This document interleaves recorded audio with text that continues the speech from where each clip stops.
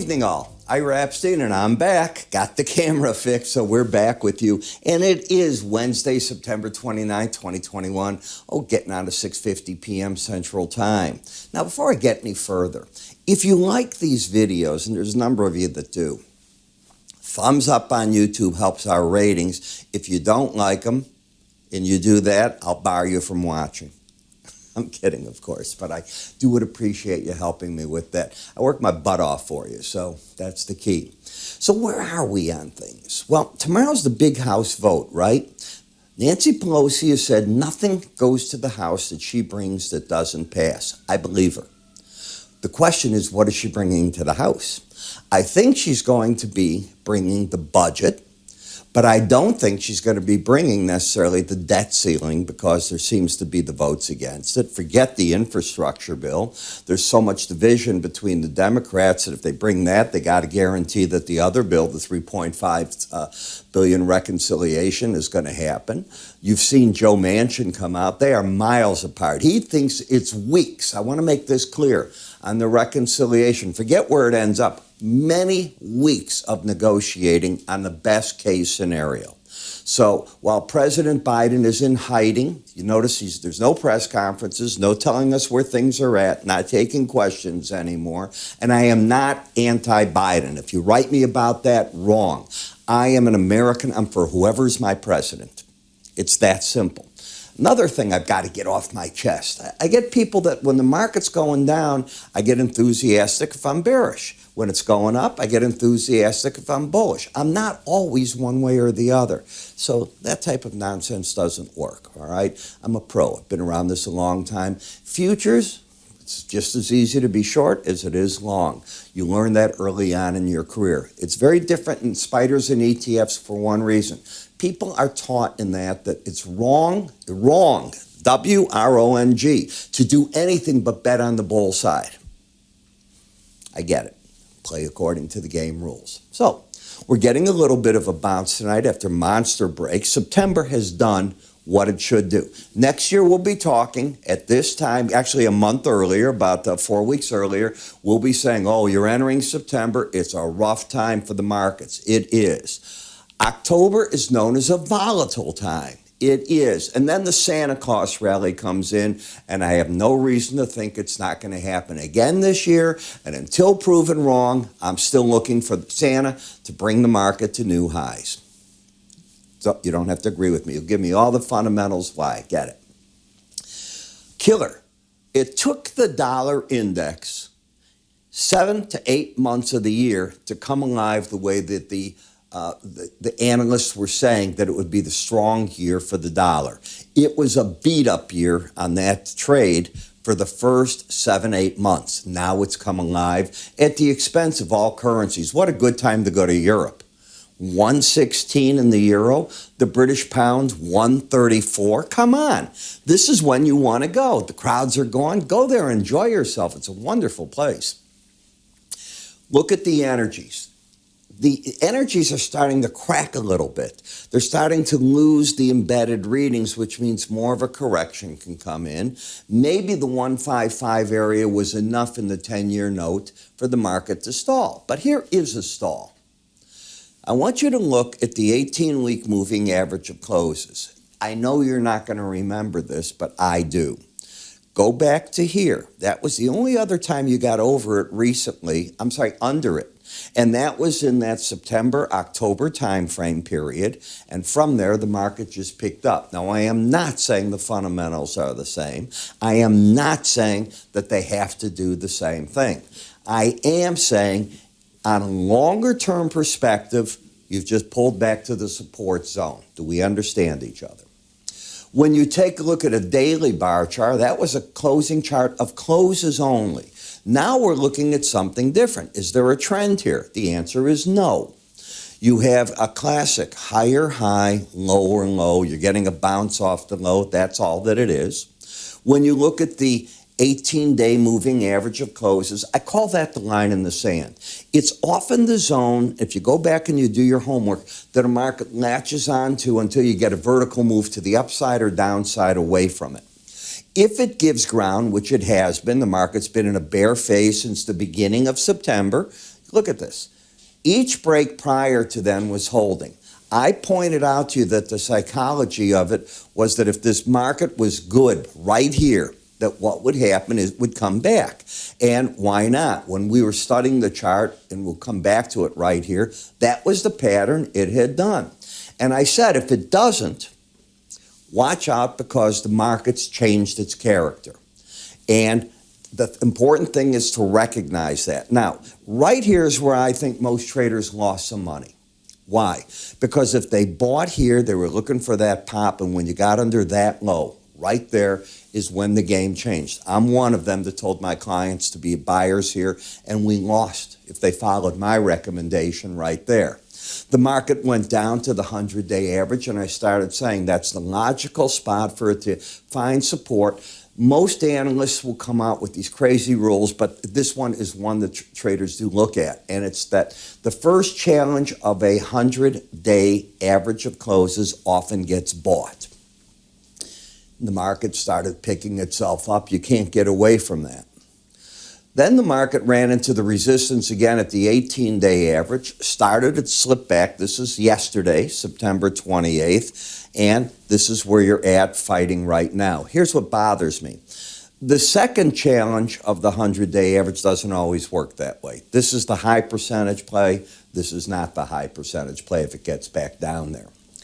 In the looking at Bollinger Bands, anytime you're under a lower Bollinger Band, the odds favor you're going to get a snap back into the band, just into it. It is not a sign buy the low because you're going all the way like that. You're just going to snap back into the band. And momentum is flat. So you have a market that is void of trend. The bias is down.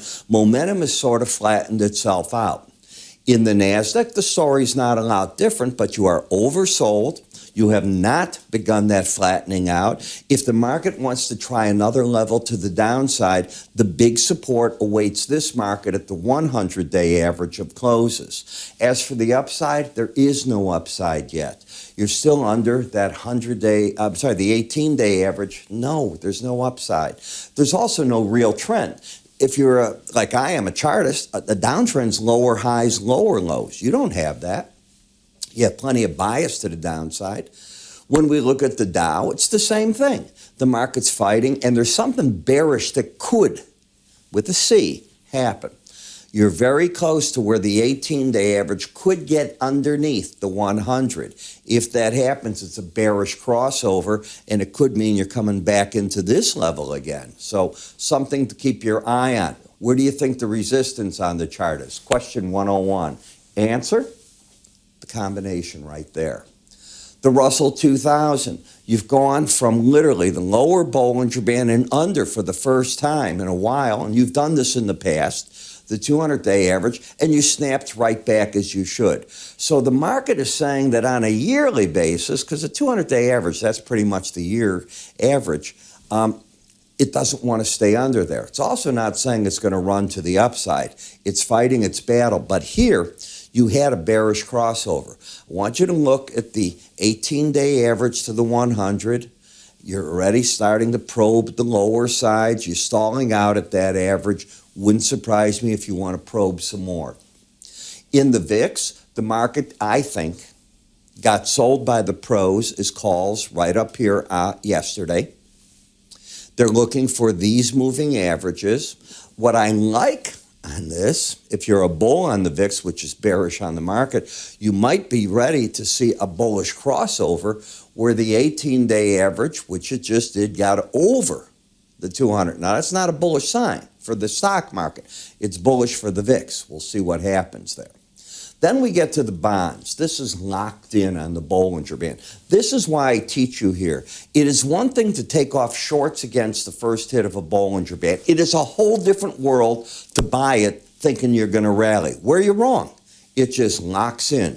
This means interest rates, even though you're not hearing too much, they're still dropping away. Real yields are going up on these. Pretty much the same thing. Now, my rule of thumb for you, when you get 1, 2, 3, 4 closes under a Bollinger Band, typically the most you get is 5, and it's rare to get 5. I don't want you to think you're going to get the 5th. It's rare. So I'm looking for the market to get to the right-hand side, and it finished literally right on the Bollinger Band. So it's not under it anymore. On it is not under it. And now you have to see what it's going to do from here. What about the embedded reading? Not there. You're just oversold in this market. Watch. Day 1, Monday. Both numbers are not under 20. Day 2, oversold. Day 3, Wednesday. And we don't know where we're going to be on Thursday. We watch. Could it embed? It certainly could. If it embeds, what's my personality going to change to? One of telling you to sell the rallies in the market. You're already on the right-hand side of that Bollinger Band.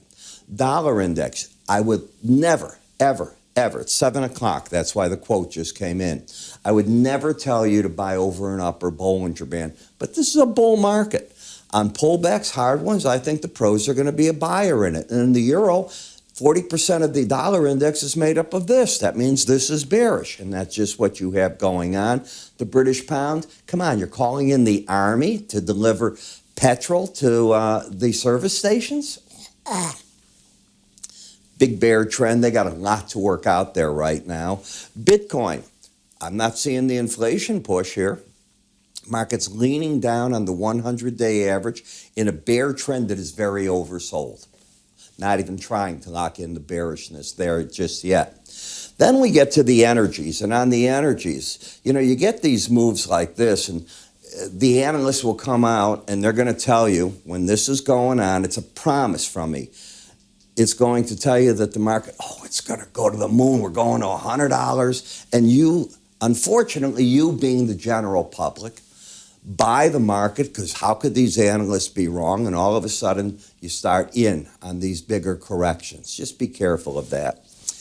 On the Brent, my rule of thumb is you never, ever buy over an upper Bollinger Band. Now, if you get the red line to settle underneath 79 tomorrow, 79, what happens is the first step that you're losing the embedded reading. If it does that and doesn't get the 80 reading back on Friday, first thing, game over, and I think you're going to the 18-day average. So is this a buy zone? It's a difficult one to tell you to do that on. WTI crude, you have a 78.54 reading. No, I would never tell you to buy it on a pullback like that. What about the heating oil?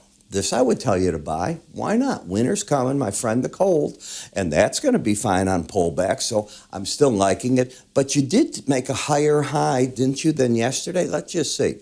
The high today, remember, we're in Thursday trade, is 231.49, and now you just hit 231.78. If you haven't taken my enhanced Bollinger Band course, do so. There's a rule in there that keeps you from buying if the market breaks right here.